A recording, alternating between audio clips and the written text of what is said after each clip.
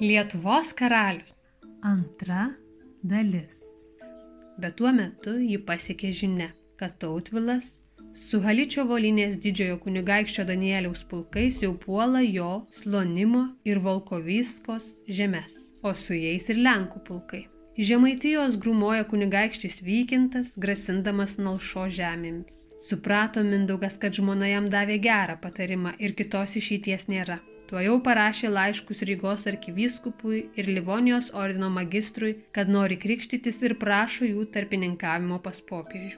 Rygos arkivyskupas labai apsidžiaugė tokiu Mindaugo noru ir patarė jam parašyti laišką popiežiui Inocentui IV.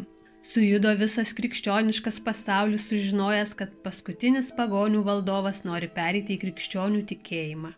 Popiežius tuojau atsiuntė labai draugišką laišką, sveikindamas brangiausią sūnų Kristuje Mindaugą, šviesųjį Litavijos karalių. Kartu uždrausdamas ordinui jį puldinėti, visi ėmė ruoštis Mindaugo krikštui ir kartu karališkos karūnos uždėjimui. Tuo metu Tautvilas su Danielium užpuolė Mindaugui priklausančias Slonino ir Volkovysko žemes ir degindami kaimus bei pilis artėjo prie Vorutos pilies, kur dabar gyveno kunigaikštis Mindaugas su žmona. Tada Mindaugui į pagalbą atėjo žemaičių kunigaikštis Treniotas ir sumušė užpuolikų kariuomenę. Pagaliau Liepos mėnesį įvyko Mindaugo krikštas ir karališkos karūnos įteikimas. Į didžiojo kunigaikščio sostinę prigužėjo daug svečių iš įvairių šalių – Livonijos ordino, Rygos vyskupystės, karališkosios Prancūzijos, Burgundijos, Lotaringijos, Čekijos ir kitų krikščioniškų šalių. Kunigaikščiai grafai ir bajorai, taip pat daug kunigų ir vienuolių. Dalyvavo daug lietuvių ir rusų kunigaikščių, tik tai kryžiuočių ordino riteriai ir žemaičių kunigaikščiai neatvyko į iškilmes. Pirmieji todėl, kad Mindaugą vadino savo mirtinų priešų ir netikėjo jo gerais norais. Be to, jie suprato, kad Mindaugui tapus krikščioniškosios Lietuvos karalium, jie liks vieni kovoti prieš abudu ordinus ir jų laukia prūsų likimas – nuožmiai gintis nuo riterių. Išaušo Mindaugo karūnavimo diena pilna saulės ir vasariško grožio. Pilyje ir šalia jo stovinčiuose palapinėse spindėjo riterių ir karžygių šarvai, aukso papuošalai. Neseniai popiežius legatas Henrikas atvežė karališkąją karūną, su kuria Mindaugas turėjo būti karūnuotas Lietuvos karaliumi. Ankstų rytą, niekam nesakęs nė žodžio, Mindaugas su keliais ištikimais kariais nujojo į šventąjį ąžuolyną aukoti aukų galingajam perkūnui. Sutikęs krikštytis, jis nesutiko atsisakyti senovės papročių, likdamas toks pat pagonis kaip ir jo protėviai. Jo žmona per krikštą gavusi Mortos vardą spindėjo džiaugsmu. Jis seniai jau buvo krikščionė, nes gerai pažinojo šią tikybą. Mindaugo pilyje dažni svečiai buvo vienuoliai, kunigai ir jų mokslas sužavėjo kunigaikštienę. Dabar žinojo, kad jos vyras, o su juo ir Lietuva apsaugota nuo kryžiuočių puolimų, ir atėjo ramybės laikas. Ja tik baugino staigus ir žiaurus Mindaugo būdas, nesutarimai su kaimynais rusais, lenkais ir žemaičiais, o ypač savo giminėmis. Kai saulė pasiekė aukščiausią dangaus tašką, aikštėje priešais pilį susirinko tūkstančiai žmonių pažiūrėti didžiojo kunigaikščio Mindaugo krikšto ir karūnavimo, nes pilyje nebuvo tokios erdvios bažnyčios, kad galėtų visus sutalpinti. Nuo šiandien didysis kunigaikštis vadinsis karalium, o jo žmona Morta karalienė, o Lietuva karalystė, valdoma krikščioniško karaliaus. Sugaudė trimitų ir ragų balsai, suošė minia ir iškilmės prasidėjo. Kulmo vyskupas ir Rygos arkivyskupas nuplovė Mindaugą ir jo žmoną šventų šaltinio vandeniu ir uždėjo visiems ant galvų karališkuosius vainikus. Bet Mindaugo veidas niekiek neprašviesėjo, liko toks pat rūstus ir pagiežingas. Jis žiūrėjo ne į svečius ir minę, o į augantį ant kalno šventąjį ąžuolyną, lyg atsiprašydama senųjų lietuvių dievų už jų atsižadėjimą. Kartu su Mindaugu pasikrikštijo ir 600 lietuvių bajorų. Krikšto metu kunigai Lietuvą pavedė šventam Vito globai. Bet neilgai truko ramybė krikščioniškoje Lietuvoje.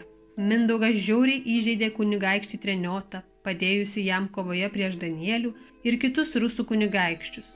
Kai šis sužinojo, kad Mindaugas ruošėsi jį nužudyti, paliko Mindaugo pilį ir paspruko pas Žemaičius. Nuo to Mindaugas tapo dar įtaresnis, ėmė įžeidinėti ir kitus kunigaikščius, o kai kuriuos net nužudė. Pasipiktinimas karaliumi augo. Tuo metu Mindaugas sužinojo, kad kryžiuočiai, nepaisant popiežiaus draudimo, vėl pultinėja Lietuvą. Užsidegė Pikščių karalius, liepė suimti pilyje esančius kunigus bei vienuolius ir uždaryti juos giliuose požemiuose. Popiežius užtikrino, kad riteriai nepulks krikščioniškos Lietuvos. O kas dabar darosi? Kodėl kryžiuočių ordinas neklauso popiežiaus įsakymų ir neleidžia mums ramiai gyventi? Kai jis privers ordiną jo klausyti, tuomet paleisiu kunigus ir vienuolius. Liepė išmesti visus krikščioniškus paveikslus ir sunaikinti pastatytą bažnyčią, o pats vėl viešai ėmė deginti pagoniškas aukas dievams. Labai susikrimto karalienė Morta ir susirgusi atsigulė lovoje. Suprato, kad nepasveiks ir pasišaukė vyrą. Atėjo Mindaugas kaip visuomet rūstus ir pagiežingas, nepajėgiantis niekam nusišypsoti. Karaliau, pasakė silpnu balsu Morta, aš greitai paliksiu šią žemę ir tave. Blogai padarėjai atsisakęs krikščioniškojo tikėjimo ir pradėjęs garbinti stabus. Stabai tai senovė, kuri neleidžia Lietuvai pakilti aukštyn, o krikščionybė tai ateitis. Tai ne tik kryžius, bet ir knyga, raštas, mokslas. Juk buvai taip gražiai pradėjęs, o dabar pats viską sunaikinai. Tavim netikės nei draugai, nei priešai. Pašoko karalius lyg karštų vandenį nuplikytas ir griebė durklo rankeną. Niekam nebūtų dovanojęs tokių žodžių, bet čia kalbėjo jo žmona, karalienė Morta, kurios protą ir išmintį Mindaugas vertino. Bet jis negalėjo pakęsti nė vieno kritiško žodžio, net iš jos lūpų. Mindaugai, sušnabždėjo karalienė, aš meldžiuosi, kad Dievas pakeistų tavo būdą, kuris pražudys tave. Pabalęs, kaip mirtis, karalius atsistojo prie lovos. Niekas manęs nesupranta, net tu. Juk taip sunkiai lipdau karalystę, kuri būtų galinga ir nepajudinama. Visiems nukaposiu galvas, kurie norės sudraskyti Lietuvą. Esu karalius ir jie privalo klausyti. Jis sugriežė dantim ir suriko. Nė vieno nepasigailėsiu, nė vieno. Pašoko ir išbėgo iš menės. Kai vakare vėl atėjo pa žmoną, karalienė jau buvo mirusi.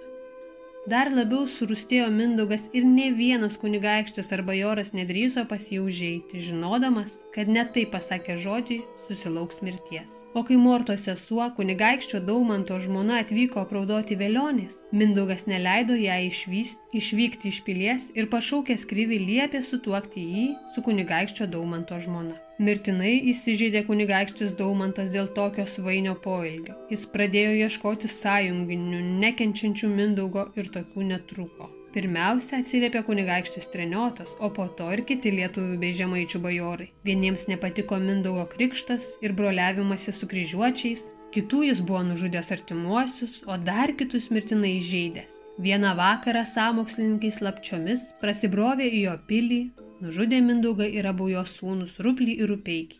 Neatnešė Mindaugo krikštas Lietuvai ramybės. Prasidėjo brolžudiška kova, kurioje žuvo abu sąmokslo vadai Treniotas ir Daumantas, o be jų dar ir daug lietuvių, žemaičių ir rusų kunigaikščių.